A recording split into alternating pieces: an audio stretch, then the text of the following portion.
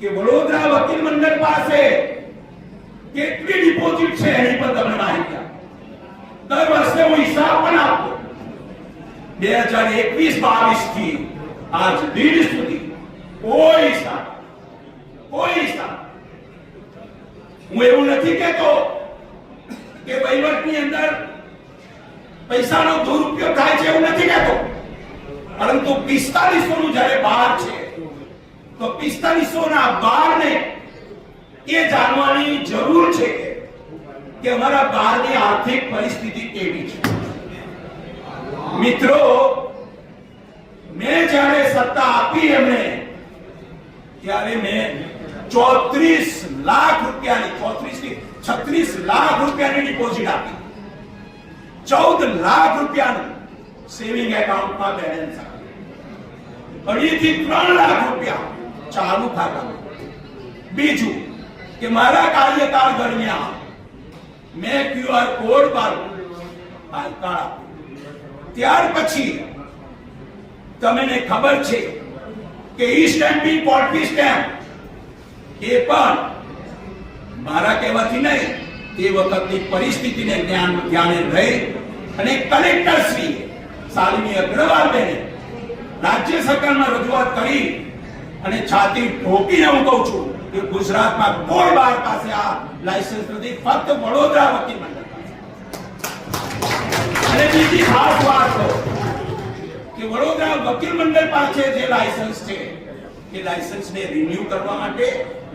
31 માર્ચે કાર્યવાહી કરવાની, હું આવીશ તો 30 એપ્રિલ પહેલા રિન્યુ થઈ જશે, અને જો હાલના જ હોદ્દેદાર ચાલુ રહેશે તો જુલાઈની 30 તારીખે રિન્યુ નહીં। આ વકીલના પ્રમુખ કેવો હોવો જોઈએ એની વાત છે। અને મિત્રો, ખાસ કરીને મારી તમને એક જ વિનંતી છે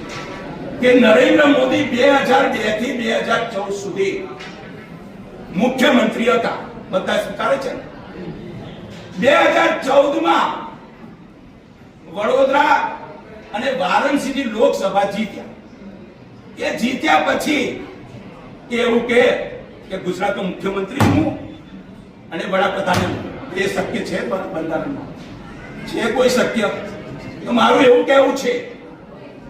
કે તમે અહીં ને ત્યાં એના બદલે એક જગ્યા નક્કી કરો, વકીલોને ન્યાય આપો,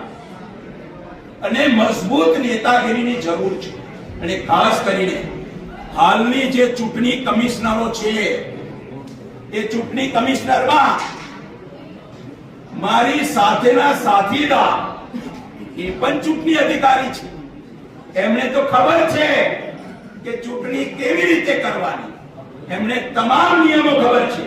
હાઈકોર્ટમાં જે પિટિશન કરેલી એ પિટિશનની અંદર એ નિયમો લખેલા છે, અને એ પિટિશનની જાણ પર મારી સાથેના સાથીદારને છે। મારી આજે પૂર્ણ વ્યક્તિ છે કે જે ચૂંટણી અધિકારીઓ છે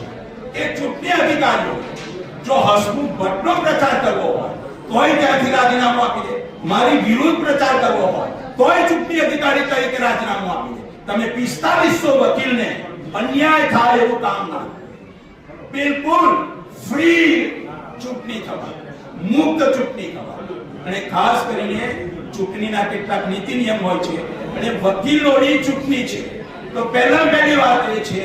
કે 22 તારીખે જે ફી ભરવાની તારીખ પૂરી થયા પછી તારીખ વધારવામાં ના આવી જોઈએ, અને 26 તારીખે મતદાર યાદી પૂર્ણ થયા બાદ